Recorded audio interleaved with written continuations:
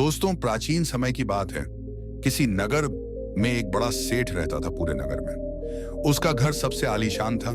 सेठ की पत्नी बड़ी रूपवान थी। पूरे नगर में कोई भी स्त्री सेठ की पत्नी से सुंदर नहीं थी। दोस्तों, उस सेठ के घर में बाहर एक बिसा था। उसके अंदर एक वट वृक्ष था जिसके ऊपर एक तोता रहता था। सेठ और सेठ की पत्नी उस तोता का खूब ध्यान रखते। उन्होंने उसका नाम सुदर्शन रखा था। वह उसे हर रोज दाना पानी देते और खूब प्यार करते करते वह तोता वृद्ध और दुर्बल था, फिर भी वह अत्यंत ज्ञानी और बुद्धिमान था। अपने जीवन के अनुभवों और शिक्षाओं से वह अन्य पक्षियों को मार्गदर्शन देता रहता था। इसी कारण वह उन सभी प्राणियों का सम्माननीय और प्रिय बन चुका था। उस वृक्ष का वातावरण सदैव सुखमय और शांतिपूर्ण रहता था। सेठ व्यापार के काम से कई दिनों के लिए नगर से बाहर जाता रहता था। एक दिन सुदर्शन सेठ की पत्नी से कहता, हे सेठानी जी, आपको अपने पति को किसी औरत के साथ अकेला छोड़कर नहीं जाना चाहिए। तब सेठानी कहती है, सुदर्शन, तुम ऐसा क्यों कह रहे हो? तब सुदर्शन कहता है, सेठानी जी, यह बात मैं आपको एक कहानी के माध्यम से बताता हूं, आप ऐसे नहीं समझेंगे। तब सेठानी कहती है, ठीक है सुदर्शन, तुम कहानी सुनाओ। तब सुदर्शन अपनी कहानी प्रारंभ करता है और कहता है, सेठानी जी, आप इस कहानी को ध्यान से सुनिए और इन बातों को याद रखिएगा। उस समय वहां कई अन्य पक्षी भी एकत्रित हो चुके थे जो उस कथा को सुनने के लिए उत्सुक थे। दोस्तों, सुदर्शन कहानी शुरू करता है। सुदर्शन कहता है, प्राचीन समय की बात है। किसी राज्य में महाराज तेज प्रताप राज्य करते थे। राजा तेज प्रताप कुछ सन की किस्म का राजा था। एक बार राजा भ्रमण करते करते जंगल में चले गए। जंगल में घूमते घूमते उनकी भेंट एक सन्यासी से होती है। वह सन्यासी एक पाखंडी था। राजा संतों पर बहुत भरोसा करता था। उस साधु को देखकर राजा के मन में कुछ जिज्ञासा उठी। राजा ने सन्यासी को अपना परिचय दिया और पूछने लगा, हे महाराज, आप बहुत ज्ञानी मालूम पड़ते हैं। मेरी रानी इस समय गर्भवती है। मैं जानना चाहता हूं कि उसकी कोख से पुत्र होगा या पुत्री। सन्यासी ने कहा, राजन, मैं यह तो नहीं जानता कि तुम्हारी रानी की कोख पुत्र होगा या पुत्री, पर इतना जरूर कह सकता हूं कि अगर तुम्हारी रानी ने किसी पुत्री को जन्म दिया तो तुम्हारा सर्वनाश हो जाएगा। सन्यासी की यह बात सुनकर राजा बड़ा भयभीत हो गया। सोचने लगा कि अगर मेरी रानी ने किसी पुत्री को जन्म दे दिया तो मैं कहीं का नहीं रहूंगा। इतना कहकर सन्यासी वहां से चले गए। यही बात सोचकर राजा को बेटी के नाम से नफरत होने लगी। वह तुरंत महल वापस लौटा। महल आकर उसने अपनी रानी से आकर की यह बात कही कि हे रानी, भूल और से भी हमारे घर में पुत्री का जन्म नहीं होना चाहिए। अगर हमारे घर में पुत्री पैदा हुई तो मैं तुम्हें जान से मरवा दूंगा और उस पुत्री को भी मार डालूंगा। राजा की यह बात सुनकर रानी डर गई। वह जानती थी कि राजा बड़ा ही जिद्दी किस्म का है। अगर पुत्री का जन्म हो गया तो वह उसे मरवा सकता है। इतना कहकर राजा वहां से चला गया।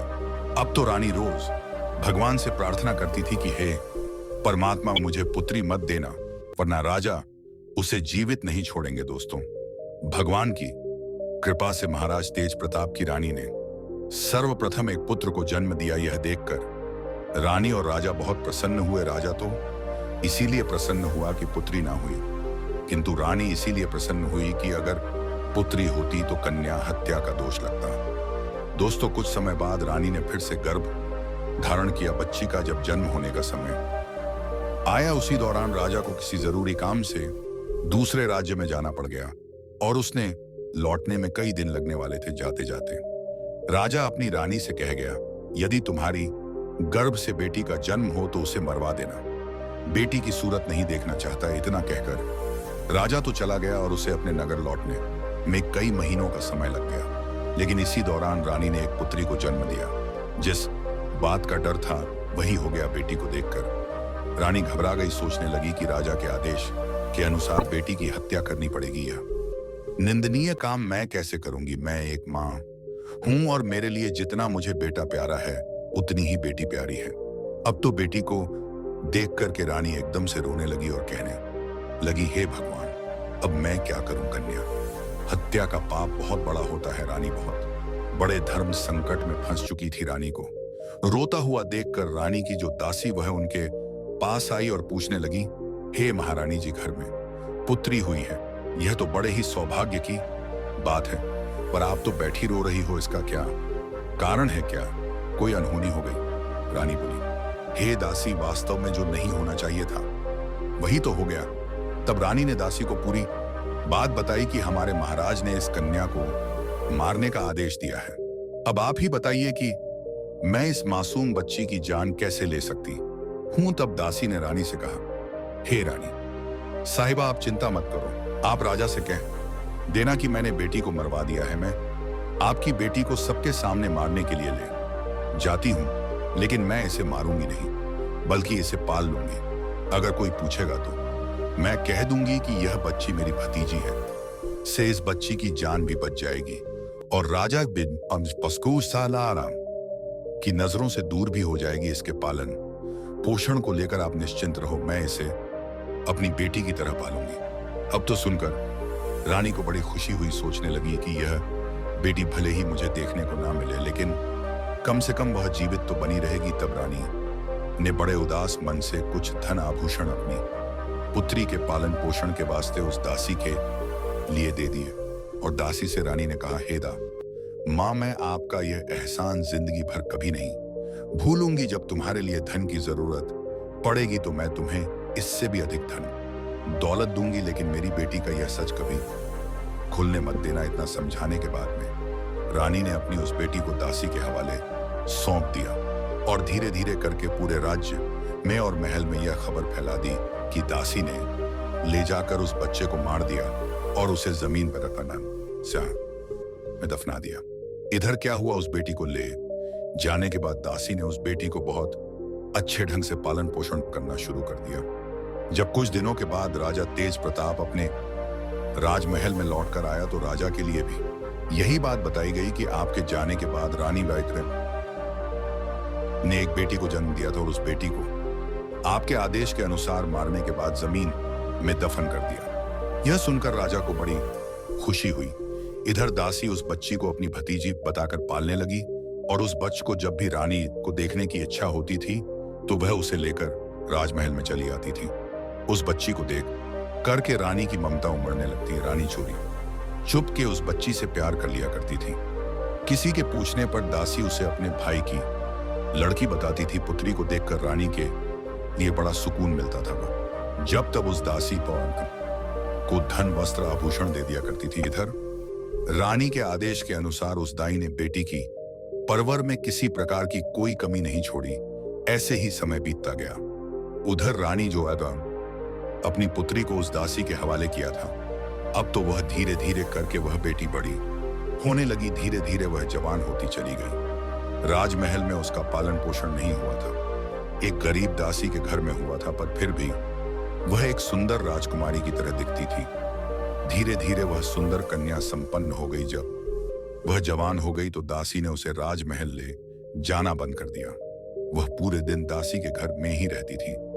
एक दिन की बात है, राजा तेज प्रताप अपने नगर का भ्रमण कर रहा था। जब उसकी सवारी इस दासी के घर के सामने से वो होकर निकली तो वह कन्या अपने घर की छत पर खड़ी होकर स्नान करने के बाद अपने केसों में को सुखा रही थी। रूपवती तो वो थी ही उस समय, तो और भी ज्यादा सुंदर प्रतीत हो रही थी। रथ पर बैठे राजा तेज प्रताप की अचानक उस कन्या पर नजर चली गई। उस कन्या को देखकर राजा एकदम स्तंभ हो गए, क्योंकि वह अति सुंदरी थी। राजा उसकी सुंदरता पर मोहित हो गया। राजा ने उसी समय अपने मंत्री से पूछा कि हे मंत्री, यह राजकुमारी जैसी दिखने वाली कन्या कौन है? मुझे तो उसके रूप ने घायल कर दिया है, अतिशीघ्र इसका पता लगाओ। मंत्री तुरंत पता लगाने गया और पता लगाकर राजा को बताया, महाराज यह कन्या एक बूढ़ी औरत की भतीजी है। इसके बाद राजा अपने महल लौट आया। रात भर राजा को नींद नहीं आई। बार बार उसी लड़की का चेहरा राजा की आंखों के सामने आ जाता था। सवेरा होते ही राजा ने मंत्री से कहा, मंत्री जी, वह लड़की बहुत सुंदर है, उसने मेरी रातों की नींद उड़ा दी। उसकी मोहनी मूरत मुझे बार बार परेशान करती है। उसके बिना तो अब मैं रह नहीं पाऊंगा। एक काम करो, कुछ लोग को साथ ले जाकर आप उस बूढ़ी औरत के घर जाइए और उस लड़की के साथ मेरे विवाह की बात कीजिए। उसी दिन राजा के कहने पर राजा का मंत्री अपने कुछ सैनिकों को साथ लेकर उस लड़की का हाथ मांगने उस बूढ़ी औरत के घर जाता है और सारी बात उस दासी को बताता है कि हमारे राजा साहिब आपकी बेटी से विवाह करना चाहते हैं। आपकी पुत्री को राजा साहब अपनी रानी बनाना चाहते हैं। मंत्री के मुख से ऐसे शब्दों को सुनने के बाद में दासी के एकदम से होश उड़ गए। दाई मन में सोचने लगी, हे भगवान, यह कैसा अनर्थ होने जा रहा है। आखिर अब मैं क्या करूं? यह कन्या तो उसी राजा की बेटी है और राजा इस बात को नहीं जानता है। उसी समय उस बूढ़ी मां ने साफ इनकार करते हुए कहा, भाई मैं एक गरीब स्त्री हूं, मेरी भतीजी जी राजा साहब के लायक नहीं है, इसलिए आप दोबारा इस कैंपस के रिश्ते को लेकर कभी मेरे घर मत आइए। मंत्री ने कहा, हे मां, तुम कैसी मूर्ख स्त्री हो, राजा के साथ अपनी बेटी का विवाह करने से इनकार कर रही हो। तुम्हें तो अपना भाग्य समझना चाहिए कि राजा स्वयं आपकी बेटी से विवाह करने का इच्छुक है। मंत्री के बार बार कहने पर भी उस बूढ़ी औरत ने राजा के साथ बेटी का विवाह करने से इनकार कर दिया। हार कर मंत्री वापस महल चला गया और राजा को सारी बात बताई कि वह बुढ़िया आपके साथ अपनी बेटी का विवाह करने से इनकार कर रही है। अगली सुबह हुई तो राजा ने और कुछ लोगों को बुढ़िया के घर पर वापस भेजा और उनके द्वारा हजारों तरह के लालच दिए, उसे डराया धमकाया भी, परंतु वह बूढ़ी औरत इस प्रस्ताव के लिए राजी नहीं हुई। फिर से मंत्री महल लौट आया और राजा को सारी बात बताई। बुढ़िया का हट देखकर राजा एकदम गुस्से से भर गया। राजा ने उसी समय तुरंत ही हुक्म दे दिया कि उस बूढ़ी औरत तुरंत पकड़कर हमारे दरबार में लेकर जल्दी आओ। तब राजा का आदेश पाने के बाद राजा के सिपाही तुरंत ही उस दासी के घर गए और उस बूढ़ी औरत को बंदी बनाकर ले आए। बंदी बनाने के बाद दरबार में लाकर उस बूढ़ी औरत की खूब पिटाई की। सैनिकों की मार वह स्त्री बर्दाश्त नहीं कर पाई। कोड़ों की मार पड़ते ही बूढ़ी औरत राजा के सम्मुख एकदम से चीख कर गिर पड़ी और उसने सारी सच्चाई बता दी कि हे महाराज, वो लड़की कोई और नहीं बल्कि आपकी ही सगी बाती है। आपकी रानी ने मुझे जब उस बेटी को मारने के लिए दिया तो मैंने उस बेटी के लिए मारना ठीक नहीं समझा। मारने की बजाय मैंने उसे अपने घर में रखकर अपने भाई की बेटी बताकर उसे पालना पोषना उचित समझा। मैंने ही आपकी बेटी को पाल पोस कर इतना बड़ा कर दिया है। यदि आप अपनी ही बेटी से विवाह करेंगे तो यह बहुत बड़ा पाप हो जाएगा। दाई की बात सुनकर राजा हक्का बक्का रह गया। वह अपना माथा पकड़कर सोचने लगा, हे भगवान, मैं यह कितना बड़ा पाप करने जा रहा था। तूने मुझे इतने बड़े पाप में पड़ने से बचा लिया। अब तो राजा तेज प्रताप को और का ज्यादा गुस्सा आने लगा। उसने तुरंत ही अपने बेटे को हुक्म दिया कि बेटा, अपनी बहन को जंगल में ले जाकर इसका सर काट देना और इसे वहीं दफना देना। प्रमाण के लिए तुम इसकी दोनों आंखें निकालकर मुझे लाकर दिखाना। उस राजा का एक बेटा था जो उस लड़की से छोटा पुती, अब वह भी जवान हो चुका था अपने पिता की। ऐसी बातों को सुनने के बाद में राजकुमार जो था वह एकदम से परेशान हो गया। सोचने लगा, पिताजी ने मुझे बहुत ही पाप का कार्य सौंपा है। इतने वर्षों के बाद तो मुझे मेरी बहन मिली है और उसे मैं अपने ही हाथों मार डालूं। भगवान कभी मुझे क्षमा नहीं करेंगे। हे भगवान, यह पाप मुझसे ना कराओ। अब तो राजकुमार सोच सोचकर बड़ा दुखी होने लगा। मन में सोचने लगा कि किस प्रकार अपने हाथों से अपनी बहन का कत्ल करूंगा। किस तरह मैं अपनी बहन की आंखें निकालूं। यदि मैं बहन का कत्ल करने से मना करता हूं तो राजा बहुत बड़ा जिद्दी है।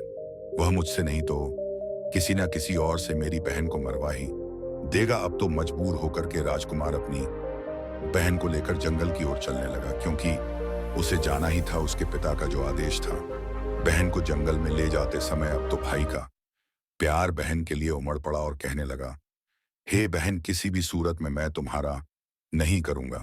मैं तुम्हें यही जंगल में छोड़ देता हूं। अब आगे तुम्हारी किस्मत रही कि वह तुम्हारे साथ क्या करती है। तब बहन ने जवाब दिया,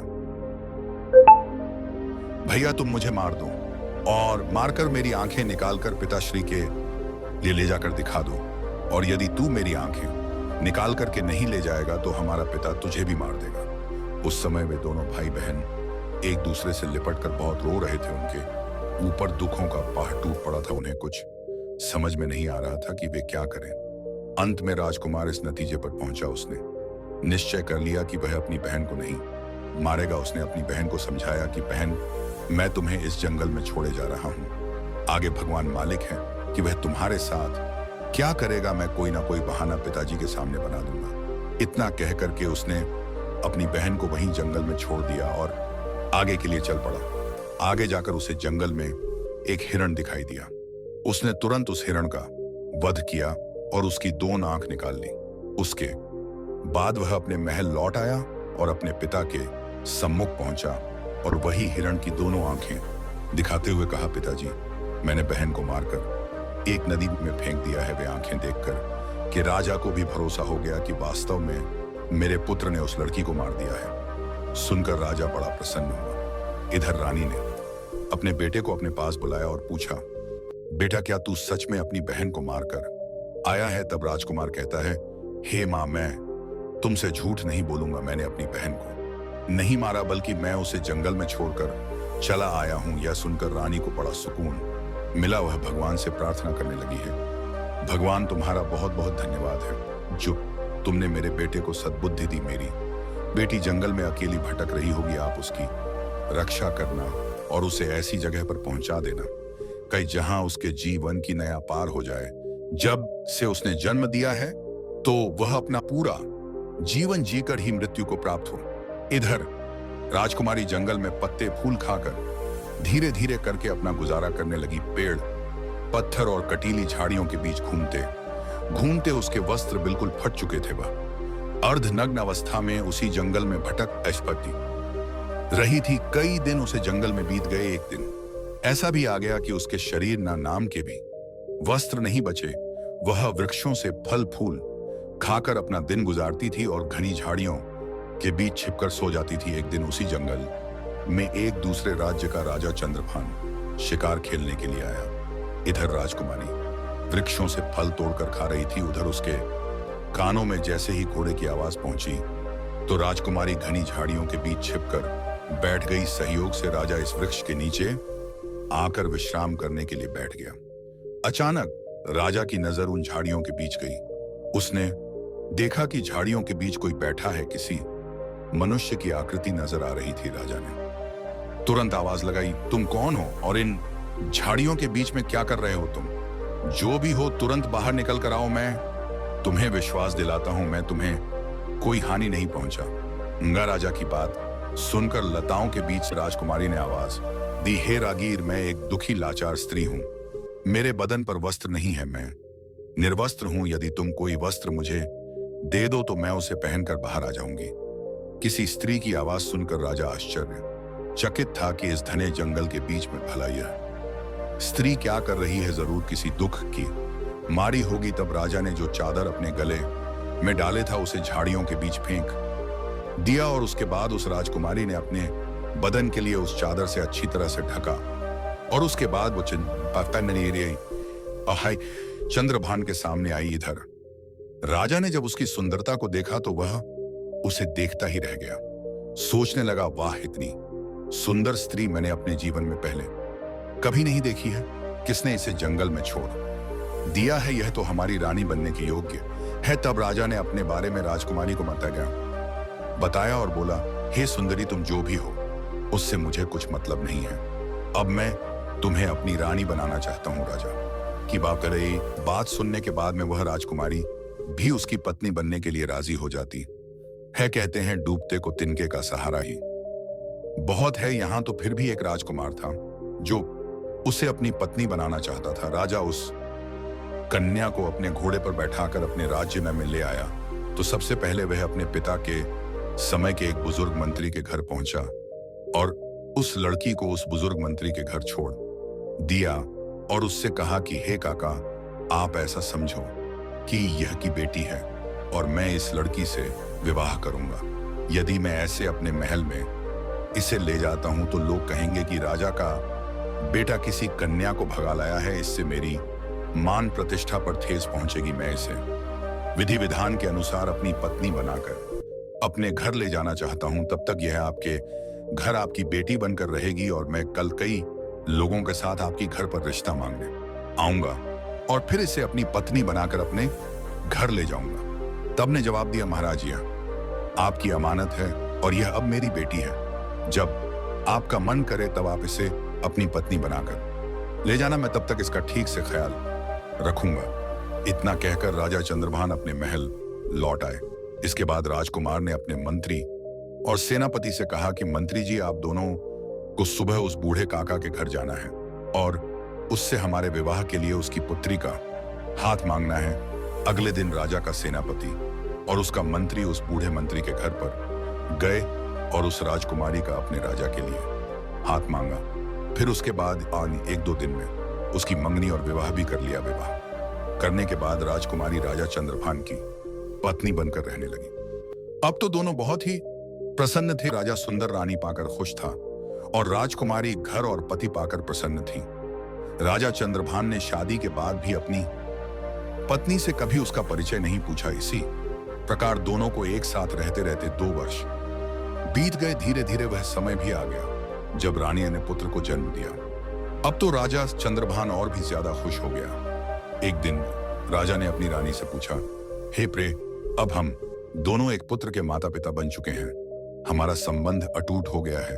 अब तुम मुझे अपने कुल खानदान और अपने अतीत के बारे में समझाओ। तब राजकुमारी ने किसी प्रकार से उस बात के लिए टाल दिया। इसी प्रकार से 1 वर्ष बीत गया। कुछ समय बाद रानी ने फिर एक पुत्र को जन्म दिया।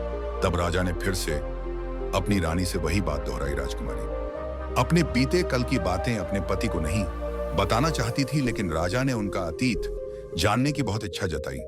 रानी भी जानती थी कि राजा साहब उनसे बहुत प्रेम करते हैं। तब राजकुमारी ने राजा के पूछने पर अपने जीवन की सारी कहानी सच सच कह सुनाई। तब राजा ने कुमारी के मुख से ऐसी दुख भरी दास्तान सुनी तो उसकी भी आंखों में आंसू आ गए। राजा उसके पिता को धिक्कार में लगा। उसके बाद रानी से बोला कि हे रानी, अगर मैं तुम्हें तुम्हारे पिता से मिलाने ले चलूं तो क्या तुम मेरे साथ चलोगी? उस राजकुमारी ने अपने पिता से मिलने से इनकार कर दिया। राजा ने बहुत आग्रह किया कि तुम्हें एक बार अपने पिता से जरूर मिलना चाहिए। राजा के बार बार निवेदन करने पर रानी अपने पिता से मिलने को तैयार हो गई। अगले दिन राजा तेज प्रताप के यहाँ जाने का निश्चय किया। रथ सजवा गया। जाने की पूरी तैयारी हो गई। राजा के पास एक जरूरी काम आ गया। राजा को बहुत जरूरी अपने दूसरे नगर में जाना था। तो राजा ने अपने मंत्री और सेनापति से कह दिया कि तुम सेना की एक टुकड़ी लेकर रानी के साथ चले जाओ। मैं अपना काम निपटा कर वहीं पहुंच जाऊंगा। इस प्रकार राजा चंद्रभान ने अपने मंत्री और सैनिकों के साथ में अपनी रानी को राजा तेज प्रताप के राज्य को रवाना कर दिया। रानी को भली भांति समझा दिया कि अपने पिता के यहाँ जाकर तुम घबराना मत। मैं तुम्हारे पहुंचने से पहले तुम्हारे माता पिता के यहाँ पहुंच जाऊंगा। दोस्तों, इधर राजा चंद्रभान का मंत्री और पासमीदमिनी सेनापति कुछ सैनिक को साथ लेकर राजकुमारी के साथ राजा तेज प्रताप के राज्य की तरफ चल पड़े। राजा चंद्रभान का राज्य से राजा तेज प्रताप का राज्य काफी दूर था, इसलिए चलते चलते रास्ते में ही उन्हें शाम हो गई। एक जगह पर उन्होंने अपना डेरा तंबू जमा दिए। रात भर वहीं रुकने का निश्चय किया जहां पर राजकुमारी का डेरा लगाया गया था। उसी जगह पर मंत्री ने भी अपना डेरा लगा दिया। ठीक उसके बराबर में मंत्री का डेरा देख करके राजकुमारी ने जवाब दिया, हे मंत्री, क्या तुम जानते हो कि मैं एक राजा की बेटी हूं और एक राजा की पत्नी भी। तुम मेरे बराबर में यह डेरा क्यों लगवा रहे हो? तुम अपना डेरा ले जाकर कहीं दूसरी जगह लगाओ। तब मंत्री ने जवाब दिया, हे रानी साहिबा, महाराज ने हमें आपकी देखरेख और सुरक्षा के लिए भेजा है। यदि आपके लिए और आपके बच्चों के लिए कुछ हुआ तो हम राजा को क्या जवाब देंगे? इधर राजकुमारी के बार बार मना करने पर मंत्री बिल्कुल नहीं माना। फिर क्या हुआ? इधर रात का सबने भोजन किया और रात्रि का समय हो गया। सभी लोग यात्रा करके आए थे। हारे थके होने के कारण वे सब जल्दी ही सो गए। रात्रि के दूसरे पहर में मंत्री जो था वह राजकुमारी के डेरे में घुस आया। जैसे ही मंत्री राजकुमारी के डेरे में घुसा तो तुरंत ही एकदम से राजकुमारी उठकर बैठ गई। वह मंत्री की बुरी मनसा को भांप गई।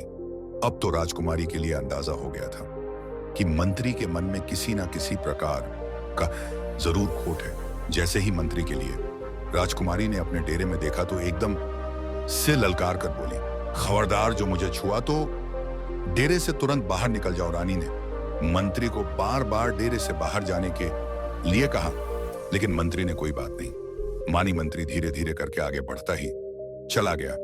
तब राजकुमारी ने जवाब दिया, हे दुष्ट मंत्री, क्या तुम्हें अंदाजा है कि तुम ये क्या करने जा रहे हो? भलाई चाहते हो तो अभी डेरे से बाहर निकल जाओ। उस राजकुमारी की बात मंत्री ने अनसुनी कर दी। तब उसी समय पर राजकुमारी ने अपने बड़े बेटे को मंत्री के सामने खड़ा कर दिया और बेटे को सामने खड़ा करने के बाद में राजकुमारी ने मंत्री को भगवान और बेटे की दुहाई दी, कसम दी, लेकिन वह पीछे लौटने के लिए मंजूर नहीं हुआ। उस मंत्री के दिमाग में शैतान घुस चुका था। वह वासना में अंधा हो चुका था। उस समय उसे कुछ दिखाई नहीं दे रहा था। उसकी दिल और दिमाग में रानी का सुंदर चेहरा बसा हुआ था। मंत्री एकदम आगे बढ़ा और तलवार निकालने के बाद राजकुमारी के बड़े बेटे पर तलवार से प्रहार किया और सिर धड़ से अलग कर दिया। बेटे का सिर कटने के बाद में राजकुमारी एकदम जमीन पर गिर पड़ी और रोने लगी। वह तुरंत ही समझ गई कि यह दुष्ट मंत्री अब नहीं मानेगा, तो अपनी लाज बचाने के लिए रानी ने कुछ नरम रुख अपनाते कहा, तुम थोड़ी देर ठहरो, मैं अभी आती हूं। उसके बाद में जो तुम्हारे मन में हो वह तुम कर लेना। इतना कहने के बाद में रानी अपने छोटे बेटे को साथ लेके उस डेरे से बाहर निकल गई और वहां से भागकर जंगल में चली गई। सुबह होने तक रानी झाड़ियों में छुपी रही और जब वह सुबह होने पर लौटकर अपने डेरे में आई तो उसने क्या देखा कि उसके बेटे का सिर कटा हुआ पड़ा है। वह धड़ अलग पड़ा है अपने बेटे की लाश देखने के बाद में। अब तो रानी की हालत और भी ज्यादा खराब हो गई, लेकिन वह कर भी क्या सकती थी। उस शैतान के सामने वह बेबस थी। बेटे की मृत्यु का गम अपने मन में छुपाए वह उनके साथ आगे को चल पड़ी। चलते चलते जब वे शाम वापसी के होने पर एक जगह पर और रुके, अब तो दूसरी रात के लिए अगला पड़ाव डाला गया। तो राजकुमारी के डेरे के पास में सेनापति ने अपना डेरा लगाया। तब राजकुमारी ने उस सेनापति को बुलाकर कहा कि तुम अपने डेरे के लिए यहां से दूर हटा करके लगवाओ। तब सेनापति ने जवाब दिया, हे राजकुमारी, मेरी जिम्मेदारी है कि मैं आपकी सुरक्षा करूं। राजकुमारी के बार बार मना करने पर भी उस सेनापति ने अपना डेरा वहां से दूर नहीं लगाया। अब तो राजकुमारी के लिए सब समझ में आ चुका था। इस चिंता को लेकर राजकुमारी पूरी रात सोई नहीं। जैसे ही आधी रात होती है तब उसी समय पर सेनापति के दिमाग में वासना का शैतान घुस जाता है। वह राजकुमारी के डेरे में रात्रि के समय में प्रवेश कर गया तो राजकुमारी ने उस सेनापति के लिए भी ललकार कर कहा कि हे सेनापति, क्या तुम जानते नहीं कि मैं कौन हूं? तुम्हें पता होना चाहिए, मैं एक राजा की पत्नी हूं, राजा की बेटी भी हूं। यह सब जानते हुए भी तुम मेरे डेरे में घुसे चले आ रहे हो। तुम तुरंत ही मेरे डेरे से बाहर निकल जाओ। वह दुष्ट सेनापति कहां मानने वाला था। उसके हृदय में तो काम वासना उत्पन्न हो गई थी। वह तो काम वासना के चक्कर में अंधा हो चुका था। इसीलिए राजकुमारी के बार बार निवेदन करने पर भी उस सेनापति ने राजकुमारी की एक बात नहीं मानी। जब वह रानी की ओर बढ़ने लगा तो राजकुमारी ने अपने छोटे बेटे को उस सेनापति के सामने खड़ा कर दिया। उसकी कसम दी कि तुझे मेरे बेटे की कसम है, यदि तुमने मेरे ऊपर बुरी नजर डाली भी तो। राजकुमारी के इन शब्दों को सुनने के बाद में उस सेनापति ने अपने म्यान से तलवार निकाली और उस छोटे से बेटा का सर काट करके अलग कर दिया। इस प्रकार से राजकुमारी के दूसरे बेटे का भी सिर कट गया। तब उसी समय पर राजकुमारी ने कहा, हे सेनापति, तुम थोड़ा सा रुको, मैं अभी आती हूं। उसके बाद में जो तुम्हारी इच्छा हो वह तुम मेरे साथ कर लेना। अब तो राजकुमारी वहां से भाग निकली और भागते भागते वह जंगल में चली गई। आगे जाकर उसे एक गहरी नदी दिखाई दी। अब तो राजकुमारी ने मन में यह दृढ़ निश्चय कर लिया कि जब मेरी संतान ही नहीं रही, मेरे बच्चे ही नहीं रहे, तो फिर ऐसे में मैं जीकर क्या करूंगी। ऐसा निश्चय करके वह मरने के उद्देश्य से नदी में कूद गई। पर नदी का पानी का बहाव इतना तेज था, जैसे ही रानी उस नदी में कूदी तो पानी का बहाव उसे एकदम खींच ले गया जंगल के एक छोर पर। नदी बहती हुई जा रही थी। नदी में बहते बहते वह जंगल के उसी किनारे पर जाकर रुक गई। सुबह हो चुकी थी। वह वहां पर दो सन्यासी उसी नदी में स्नान करने के लिए आए हैं। उसी समय उन सन्यासी महात्माओं ने देखा कि कोई औरत इस नदी में बहते हुए हमारी तरफ आ रही है, तो उन दोनों योगियों ने रानी को पकड़कर बाहर निकाल दिया। अब तो राजकुमारी के पैरों तले जमीन खिसक गई। अब राजरी मन में सोचने लगी कि उस मंत्री और सेनापति से मुझे जैसे तैसे छुटकारा तो मिल गया, अब यहां से इन दो योगियों ने मुझे घेर दिया है। जैसे ही दो योगियों ने राजकुमारी को पकड़ा, तब तक 4 सन्यासी महात्मा और आ पहुंचे। अब तो राजकुमारी और भी ज्यादा डर गई, सोचने लगी, अब तो मैं यहां पर और भी बड़ी मुसीबत में फंस गई हूं। अब क्या होगा? वो रानी इतनी सुंदर थी कि जो कोई उसे देख लेता था वह पागल हो जाता था। अब तो वह महात्मा आपस में लड़ने लगे, एक दूसरे के साथ धक्का मुक्की करने लगे, एक दूसरे को धक्का देकर कहने लगे, यह राजकुमारी मेरी है, यह मेरी है। आखिर अंत में संत महात्माओं ने यह सलाह की कि ऐसे करते हैं, ऐसे हम 6 में से कोई फैसला नहीं हो पाएगी। हम अपने गुरुजी के पास में इस राजकुमारी को लेकर चलते हैं, वही हमारा फैसला करेंगे। अपने गुरुजी के पास पहुंचने के बाद में उन योगियों ने राजकुमारी को देखते हुए अपनी इच्छा जाहिर की। अपने शिष्यों को एक स्त्री के पीछे आपस में पपटे लड़ते देखा तो गुरु समझाने लगे। जोगियों के जो गुरु थे वह बड़े ही विद्वान और तपस्वी संत थे। गुरुजी ने उस औरत को देखते ही समझ लिया कि यह स्त्री जो है यह कोई राजघराने से है। फिर उन्होंने अपने शिष्यों के लिए समझाया कि हे शिष्य, तुम 6 भाई हो और तुम्हारी कोई बहन नहीं है। तुम एक काम करो, इसे अपनी बहन के रूप में स्वीकार कर लो। यदि तुम्हारी बहन बनकर तुम्हारे आश्रम पर रहेगी तो एक ना एक दिन तुम्हारी जिंदगी बदल जाएगी। इस प्रकार गुरु के समझाने पर उनके समझ में आ गई और उन्होंने रानी को अपनी बहन बना लिया। साधु उसके ही पिता राजा तेज प्रताप के राज्य में रहते थे। अब तो उस राजकुमारी के लिए पता चल चुका था कि वह अपने पिता के राज्य में प्रवेश कर चुकी है, जहां के राजा उसके पिता तेज प्रताप हैं। राजकुमारी उन्हीं महात्माओं के आश्रम पर रहने लग गए। 6 महात्मा उसे अपनी बहन की तरह रखते थे। उधर राजा चंद्रभान अपने मंत्री और सेनापति और सेना से आकर मिला तो उसने अपनी पत्नी और बच्चों के लिए वहां पर नहीं देखा। आकर के राजा ने सेनापति और मंत्री से अपनी पत्नी और बच्चों के बारे में पूछा तो मंत्री और सेनापति एक साथ एक स्वर में मिलकर बोलने लगे, हे महाराज, मुझे क्षमा करना, आपकी रानी रानी नहीं थी, वह तो एक डायन थी। अब आपके दोनों पुत्रों को मारने के बाद में वह रानी यहां से भाग गई। उन्होंने इस प्रकार से कहा कि राजा चंद्रभान को विश्वास हो गया। राजा को यह सुनकर बहुत दुख हुआ कि उनके दोनों पुत्र अब इस दुनिया में नहीं रहे। कुछ देर के बाद राजा ने सोचा कि अगर कोई झूठ बोलेगा तो एक बोलेगा, दूसरा क्यों बोलेगा। तो राजा चंद्रभान ने हुक्म दिया कि अब तो हम उसके पिता राजा तेज प्रताप के पास जरूर चलेंगे। अति शीघ्र सब लोग राजा तेज प्रताप के पास चलिए। उधर तो राजा चंद्रभान अपने सेनापति और मंत्री के साथ अपनी पत्नी के पिता के पास जाता है। इधर राजकुमारी ने अपने 6 भाइयों से कहा, जो उस समय योगी के रूप में थी, कि हे भाइयों, तुम सभी राजा के पास में जाओ और राजा से कहना कि हमारी बहन आपके दरबार में किस्सा सुनाना चाहती है। यदि राजा साहब किस्सा सुनना चाहो तो हम उन्हें दरबार में बुलाकर लाए, क्योंकि इधर राजकुमारी को पता था कि हमारे पिता के लिए किस्सा सुनना बहुत अच्छा लगता है। अब तो 6 योगी भिक्षा के बहाने राजा वीर भोज के दरबार में पहुंच गए। उन्होंने राजकुमारी के द्वारा ही बात राजा के सम्मुख जाकर के रखी। योगियों की बात सुनने के बाद राजा ने तुरंत ही उन्हें इजाजत दे दी और कहा, यदि हमें तुम्हारी बहन की कहानी पसंद आई, किस्सा पसंद आया, तो तुम्हारी बहन के लिए हम अपने महल में ही रख लेंगे किस्सा सुनाने के लिए। मित्रों, अगले दिन योगी अपनी बहन को लेकर राज दरबार में पधारे। उस समय राजकुमारी जोगियों के भेष में थी, इसलिए कोई पहचान नहीं पाया। जब उसने राज दरबार में किस्सा सुनाया तो सब लोग बड़े ध्यान से सुनने लगे। राजा को उस लड़की का किस्सा बहुत पसंद आया। अब तो राजा ने बहुत सारा इनाम दिया।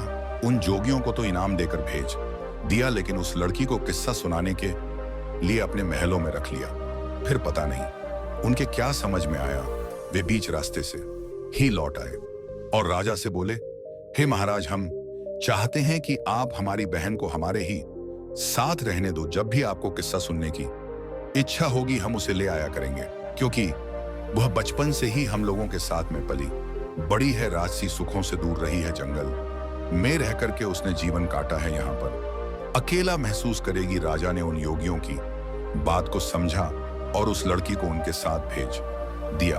अब तो वह रोज अपने भाइयों के साथ राजा के दरबार में सुनाने आया करती थी। इस प्रकार वह राजकुमारी रोज राजा से कहानी सुनाने के बाद में इनाम पाती तथा अपनी योगी भाइयों के साथ वापस लौट जाती थी। अब तो धीरे धीरे उन सन्यासियों के दिन ही बदल गए। पहले योगी जी नगर नगर जाकर भिक्षा मांगते थे, अब तो उन्हें राजा से ही इतना धन प्राप्त हो जाता था कि कहीं मांगने की जरूरत नहीं पड़ती थी। अगले दिन राजकुमारी राजा को किस्सा सुनाने के लिए उनके राज दरबार में आई तो उसने अपने ने पति के अलावा मंत्री और सेनापति को वहीं बैठे हुए देखा। तब राजकुमारी ने सोचा, आज तो यह सभी यहां पर उपस्थित है तो किस्सा सुनाने में बहुत ज्यादा आनंद आएगा। तब राजकुमारी ने अपना चेहरा ढका हुआ था, वह अपनी जगह पर आकर बैठ गई और अपने पिता से कहने लगी, हे राजा साहब, आज मैं आपके लिए एक बहुत ही दर्द भरी कहानी और किस्सा लेकर आई हूं। यदि कहानी को प्रारंभ करने से पहले किसी को कोई जरूरी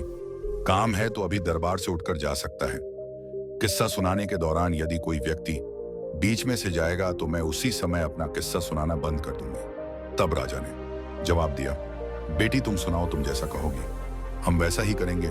किस्से के बीच में से कोई दरबार में से उठकर नहीं जाएगा। अब तो राजा और दरबार के सभी दरबारी किस्सा सुनने के लिए बैठ गए। उनमें उसका पति और वह विश्वासघाती मंत्री और सेनापति भी था। अब तो राजकुमारी ने राजा के दरबार में अपना किस्सा शुरू कर दिया। कहने लगी, हे सभा के लोगों, इस किस्से को ध्यान से सुनना। राजकुमारी सुनाने लगी कि किसी देश में एक राजा रहता था जो बड़ा ही जालिम राजा था। उस राजा के लिए अपनी पुत्रियों से बहुत ज्यादा नफरत थी। उसने आदेश दिया कि अगर उसके घर में पुत्री का जन्म हुआ तो वह उसे जान से मार दे। जब एक दिन उसके यहाँ एक बेटी ने जन्म लिया तो उसने अपनी बेटी के लिए अपने बेटे के हाथ जंगल में मरवाने के लिए भेज दिया। राजा ने अपने बेटे के लिए हुक्म दिया था कि उस बेटी को मारने के बाद उसकी आंखें निकाल लाना और वह आंखें निकाल कर मुझे लाकर दिखाना।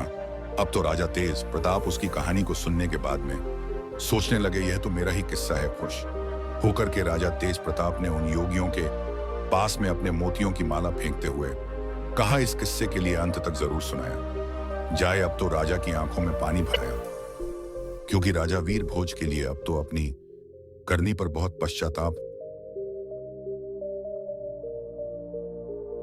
होता था। फिर राजकुमारी आगे बताने लगी, हे महाराज, जब उसका भाई उसे मारने के लिए जंगल में ले गया तो उसके भाई ने उस राजकुमारी के लिए उस बहन को नहीं मारा और जंगल में अपनी बहन को छोड़कर वापस राजभवन के लिए लौट गया। अब यह जानकर के राजा थोड़ा प्रसन्न हुआ। राजा मन में सोचने लगा, शायद हो सकता है आज भी मेरी बेटी जिंदा हो। इधर वही राजकुमारी अपने किस्सा को सुनाती हुई आगे बोली, जब उसका भाई उस लड़की को जंगल में छोड़ आया तब वो बेचारी भूख प्यासी इधर उधर भटकने लगी। भूख लगने पर वृक्षों के पत्ते और फल फूल खा लिया करती थी। इसी तरह से वह अपने आप को जीवित रखती थी। इस प्रकार से जंगल में रहते रहते उस बेटी के तन पर एक भी वस्त्र साबित नहीं बचा। तो कहीं से एक दिन घूमता हुआ घोड़े पर सवार एक आदमी आया। वह आदमी किसी देह का राजा था। उसकी नजर जब उस लड़की पर पड़ी तो वह लड़की निर्वस्त्र थी। उस राजा ने लड़की को अपना बदन ढकने के लिए अपनी चादर दे दी और वहां से उसे अपने नगर बुला ले गया और बिना कुछ जाने राजा ने उस लड़की से विवाह कर लिया।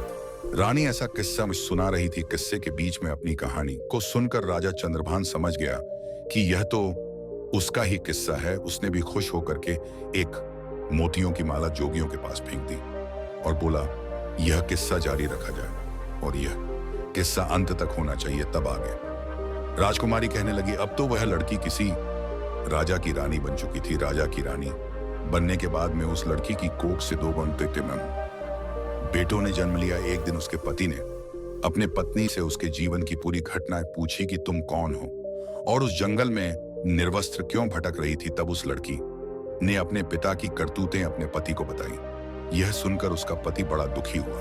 उसका पति दिल का बहुत अच्छा इंसान था। यह जानकर कि उसकी पत्नी का एक राजा पिता भी है तो उसे उसके पिता से मिलाने के लिए उस राजा ने अगले दिन तैयारी की, लेकिन उसने एक गलती कर दी। उसने अपनी पत्नी और बेटों की सुरक्षा के लिए स्वयं ना जाकर अपने मंत्री और सेनापति को उसके साथ भेज दिया और यह उसकी सबसे बड़ी भूल थी, क्योंकि कहते हैं चाहे कोई कितना ही सगा क्यों ना हो, अपनी जवान स्त्री जवान बहन जवान बेटी को किसी दूसरे पर भरोसा करके उसके साथ भेजना नहीं चाहिए और ना ही उसके पास छोड़ना चाहिए, चाहे वह कितना ही वफादार और विश्वास पात्र हो।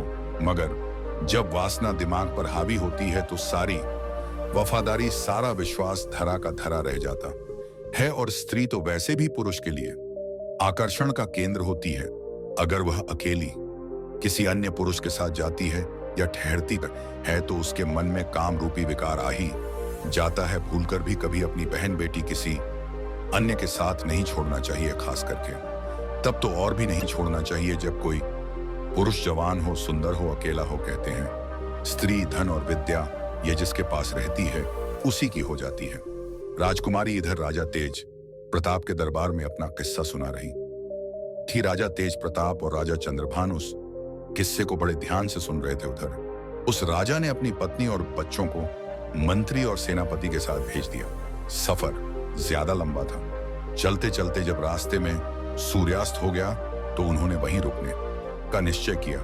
मंत्री ने अपना डेरा रानी दीही के डेरे के बराबर में लगवाया। रानी ने इसका बहुत विरोध किया पर वह नहीं माना तो रात्रि के समय में मंत्री ने उस राजकुमारी के साथ में दुष्कर्म करने की सोची। राजकुमारी के बार बार निवेदन करने पर भी वह दुष्ट मंत्री नहीं माना, बल्कि उसने राजकुमारी के बेटे का भी कत्ल कर दिया। जब बेटे का कत्ल कर डाला तो रानी अपना धर्म बचाने के लिए मंत्री से वाहना बनाकर जंगल में भाग गई। उसने रात जंगल में गुजारकर जैसे तैसे उस बेचारी ने अपने आप को बचाया। जब दूसरे दिन के लिए रानी अपने डेरे में वापस आई तो उसे अपने बेटे की लाश वहीं मिली। जैसे जैसे कहानी आगे बढ़ती जा रही थी तो उधर मंत्री के होश खराब होते जा रहे थे। अब तो धीरे धीरे करके वह मंत्री भी बहाना बनाते हुए राजा के दरबार से उठकर जाना चाहता था तो राजा ने तुरंत ही उसे डांट कर बैठा दिया। तब रानी आगे सुनाने लगी। अब दूसरे दिन के लिए जब वहां से आगे को चले और एक जगह रास्ते में फिर डेरा तंबू लगाए तो उस रात सेनापति डेरे में घुसकर दुष्कर्म की लालसा से रानी के पास जा पहुंचा। रानी ने पहले तो उसे खूब ललकार समझाया कि वह यहां से चला जाए, लेकिन वह मुके दी न दुष्ट लौटने को तैयार नहीं। रानी ने उसे अपने छोटे बेटे की कसम दी। यह कहा सुनकर सेनापति भी घबराने लगा। सोचने लगा यह तो मेरा भेद खुल रहा है। वह भी उठकर भागने को हुआ तो राजा ने डांट कर उसे भी बैठा दिया। राजा चंद्रभान ने कहा, क्यों भाई, सच्चाई तुमसे सुनी नहीं जा रही क्या? सेनापति भी अपना मुंह लटकाकर चुपचाप बैठ गया। इधर किस्सा जारी था। राजकुमारी कहने लगी, फिर उसके बाद सेनापति ने भी रानी के छोटे बेटे का कत्ल कर दिया। वह गलत भाव लेकर रानी के पास बढ़ता गया तो उसी समय पर किसी न किसी प्रकार से वह राजकुमारी अपनी जान बचाकर के वहां से भाग निकली और वहां से एक नदी में कूद गई। लेकिन उसकी किस्मत ने वहां पर उसका साथ नहीं दिया। वह बेचारी जिंदा बच गई। उस नदी में बहते बहते वह चली गई और जंगल के दूसरे छोर पर 6 योगियों के हथे चढ़ गई। और सन्यासियों ने भी उस राजकुमारी के लिए अपनी पत्नी बनाना चाहा, परंतु उनके महान बुद्धिमान गुरुजी ने उन सन्यासियों से यह पाप होने से बचा लिया। और गुरुजी के बार बार समझाने पर सन्यासियों ने उस राजकुमारी के लिए अपनी बहन के रूप में स्वीकार कर लिया। फिर वे भाई बहन अपने यहाँ जो राजा था उस राजा के यहाँ पर किस्सा सुनाने के लिए रोज अपनी बहन को ले जाने लगे। इतनी कहानी सुनने के बाद में वह राजकुमारी अपना घूंघट हटाकर राजा के सामने आकर खड़ी हो गई। अपनी कन्या को देखकर राजा तेज प्रताप भी पहचान गए और उधर अपनी पत्नी को देखकर राजा चंद्रभान की आंखें भर आईं। पत्नी को सामने देखकर राजा चंद्रभान बहुत प्रसन्न हुआ, लेकिन अपने पुत्रों की मृत्यु का दुख उसे खाए जा रहा था। राजा चंद्रभान राजा तेज प्रताप से आज्ञा मांगने लगा कि महाराज, मेरा मंत्री और मेरा सेनापति मेरा ही शत्रु है। इसे मैं स्वयं दंड देना चाहता हूं। तब उसी तरह से राजा चंद्रभान ने उन दोनों के सर कलम कर दिए। पापियों को उनके करने का दंड मिल चुका था। इधर राजा तेज प्रताप ने अपनी बेटी को सीने से लगा लिया और बार बार उससे अपने किए की क्षमा मांगने लगा। बेटी ने अपने पिता को क्षमा कर दिया। इस प्रकार से राजकुमारी अपने पति के साथ कुछ दिन तक अपने पिता के घर पर रही। फिर उसके बाद बड़ी हंसी खुशी के साथ उसके पिता ने अपनी बेटी की बड़ी धूमधाम से विदाई की राजा चंद्रभान अपनी पत्नी को लेकर अपने नगर लौट आया और हंसी खुशी के साथ समय व्यतीत करने लगा। कुछ ही समय में रानी ने एक पुत्री को जन्म दिया। अब तो उनकी खोई हुई सारी खुशी वापस आ चुकी थी। दोस्तों, भगवान अगर किसी के पक्ष में होता है तो कोई भी उसका बाल बांका नहीं कर सकता, चाहे कोई कितना ही प्रयास कर ले, कोई उसे मार नहीं सकता। मृत्यु, जीवन, मरण यह विधाता के हाथ में होता है, इंसान के हाथ में कुछ नहीं। यह कहानी हमें सिखाती है कि अपने सत्य और धर्म की राह पर चलने वालों को ईश्वर स्वयं बचाते हैं और अन्याय करने वालों को अंततः उनके कर्मों का दंड मिलता है। ऐसे ही वीडियोस के लिए हमारे चैनल बुद्धा सारांश को सब्सक्राइब करें।